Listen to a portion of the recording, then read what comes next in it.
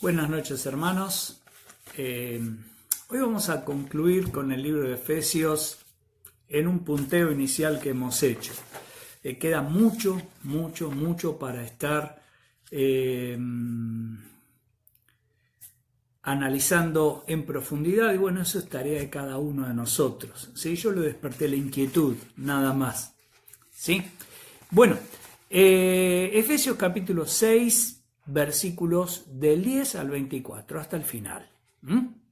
Y comienza este pasaje después de habernos mencionado actitudes en nuestras relaciones personales, en nuestra forma de conducirnos con quienes tenemos alrededor nuestro. El versículo 10 comienza diciendo una palabra final: sean fuertes en el Señor y en su gran poder. Otra traducción, son otras traducciones: fortalezcanse con el gran poder del Señor, o dejen que el gran poder de Cristo les dé la fuerza necesaria. Pónganse toda la armadura de Dios para poder mantenerse firme contra todas las estrategias, engaños del diablo. ¿Sí? En esta exhortación final nos plantea que nos tenemos que robustecer, fortalecer con el vigor de la fuerza que nos concede al Señor. No son nuestras fuerzas, al contrario, son las fuerzas de Dios a través de la obra de Cristo y guiados por su Espíritu en nuestros corazones, quien nos fortalece. ¿Sí? Algo que había planteado ya en el comienzo, Efesios capítulo 1, 19 y 20, para que tengamos una idea de cuál es este poder que tenemos a nuestra disposición. También les pido en oración que entiendan la increíble grandeza del poder de Dios, o cuál es la supereminente, lo que está por encima de todo. No encuentra un adjetivo para plantear Pablo de cuál es este poder, cuál la supereminente grandeza de su poder para con nosotros, los que creemos, o para nosotros, los que creemos en Él. Es el mismo gran poder, otra traducción, ese poder es la fuerza grandiosa y eficaz que levantó a Cristo de los muertos y lo sentó en el lugar de honor a la derecha de Dios en los lugares celestiales. ¿Sí? Y repetimos, comienza acá: fortalezcámonos, seamos fuertes en el Señor y su gran poder. Ahora, ¿cuál es el medio para lograr esto? ¿Sí? Porque lo tenemos a nuestra disposición. Dice, ponerse o vestirnos de toda la armadura que Dios pone a nuestra disposición. Es algo que es una herramienta que Dios nos da para defendernos. ¿Sí? Y está a nuestra disposición. Somos nosotros los responsables de inclinarnos y tomar esa armadura. Lo vamos a ver un poco más adelante. ¿Sí? Ahora, ¿por qué es necesario que estemos preparados y previstos o provistos de esta armadura? Bueno, el motivo es mantenernos firmes contra las artimañas, contra las estrategias engañosas del diablo y sus demonios. Dice el versículo siguiente, el versículo 12: pues no luchamos contra enemigos de carne y hueso, no luchamos contra poderes humanos, sino contra gobernadores malignos y autoridades del mundo invisible, contra fuerzas poderosas de este mundo tenebroso y contra espíritus malignos de los lugares celestiales, o sobre el mundo de tinieblas que nos rodea. Evidentemente son enemigos que, como dice acá, no son visibles, no son seres humanos, ¿sí? Son enemigos invisibles que tienen poder y autoridad, y sobre esto no tenemos que despreciar al enemigo, Si vamos a ver más adelante, es un enemigo derrotado, es un enemigo vencido, pero es un enemigo que tiene poder. Y la victoria es nuestra a través de la armadura que Dios nos provee, a través de la victoria de Cristo allí en la cruz. No somos nosotros los que podamos engrandecernos con nuestras armas de la victoria. Si vamos a pelear con nuestras propias armas, vamos a perder, ¿sí?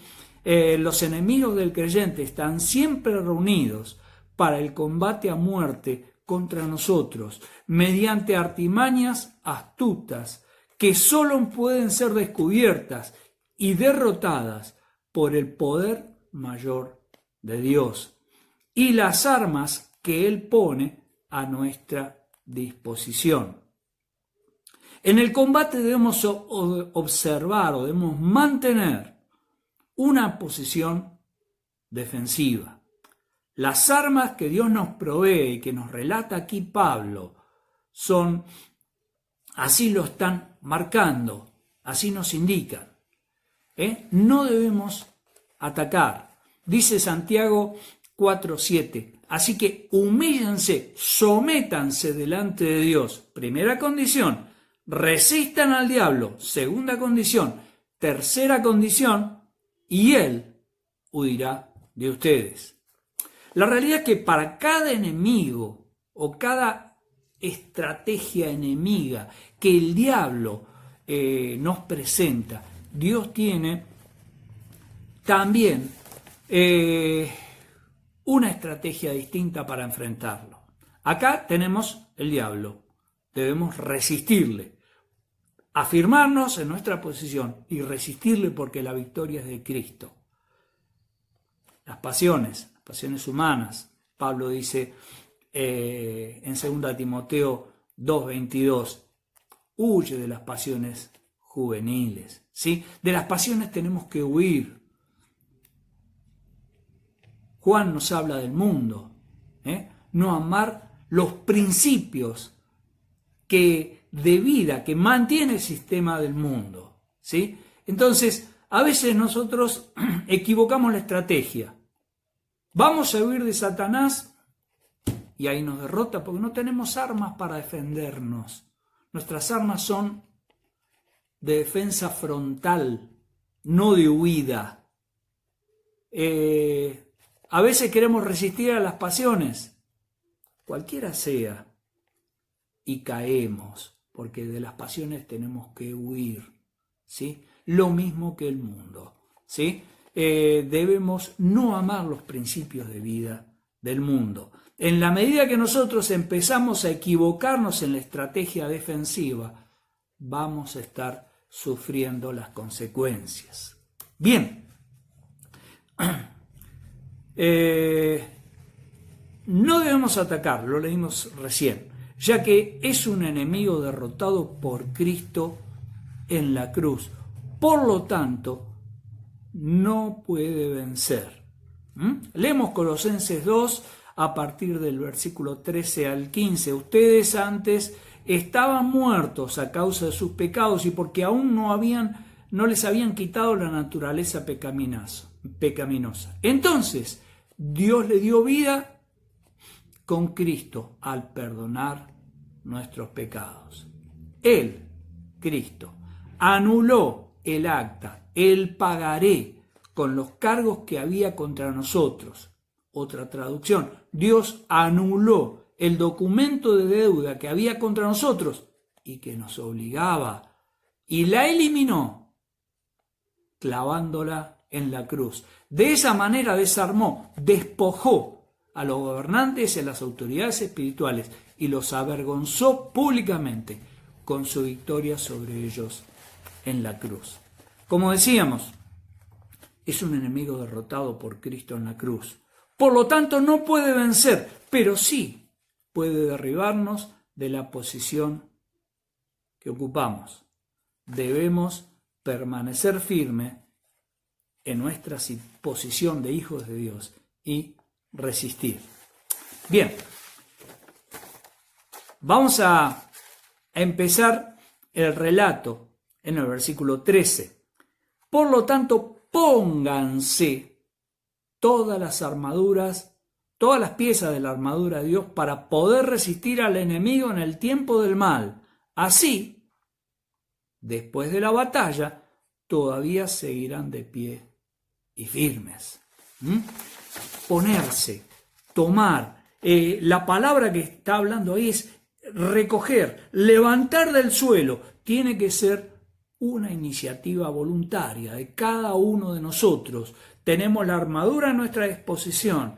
Tomemos el empeño y el esfuerzo de agarrarla y de ir calzándonos con cada una de las piezas de esa armadura. La realidad es que tenemos que calzarnos toda la armadura, no podemos ponernos una y olvidarnos de la otra, ¿sí? Porque entonces ahí es donde nos va a entrar el enemigo. Ahora bien, como dice acá, para poder resistir al enemigo en los tiempos en los que él nos ataque y todavía